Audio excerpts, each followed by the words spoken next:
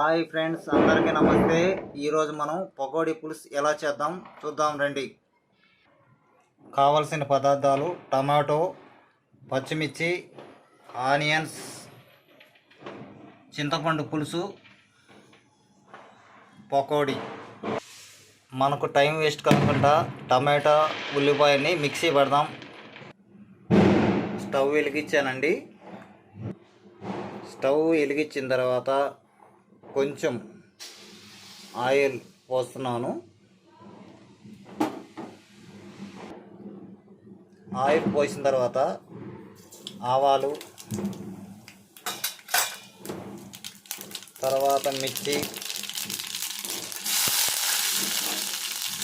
వేసిన తర్వాత కొంచెం కలిపెట్టి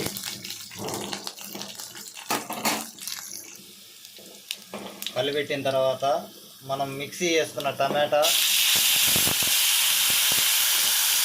దీంట్లో వేస్తున్నానండి. గెంటితో కొంచెం ఇలా తిప్పి చింతపండు నీళ్ళు మనం ఆల్రెడీ కలుపుకున్నాం కదండి, దాంట్లో కొంచెం వేసిన తర్వాత ఒక 10 minutes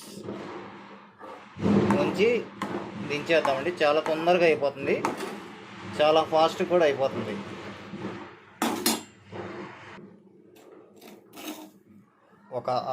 ఒక స్పూను ఉప్పు, పసుపు ఒక 1/2 స్పూను, తర్వాత మిరప్పొడి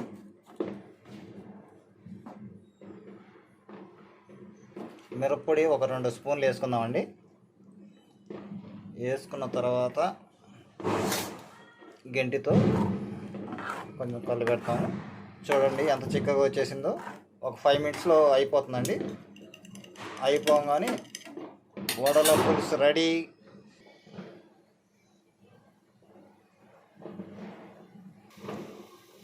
పులుసు కొంచెం మరగబెడదామండి, ఒక 2 నిమిషాలు.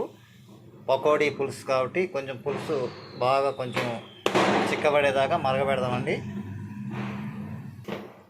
చూశారు కదండి, కొంచెం పులుసు మరగబెట్టిన తర్వాత మనం పకోడీ దీంట్లో వేసేసుకుంటున్నాము.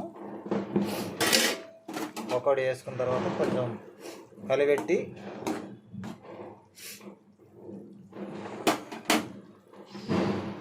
ఒక 2 minutes ఉంచుతామండి.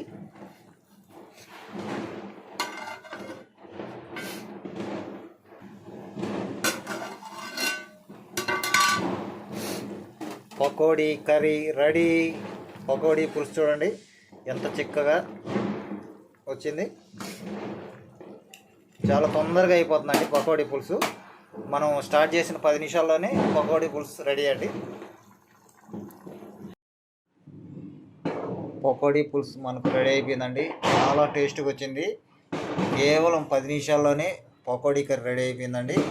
ఇంకెందుకు ఆలస్యం, ఒక పట్టు పడదాం రండి.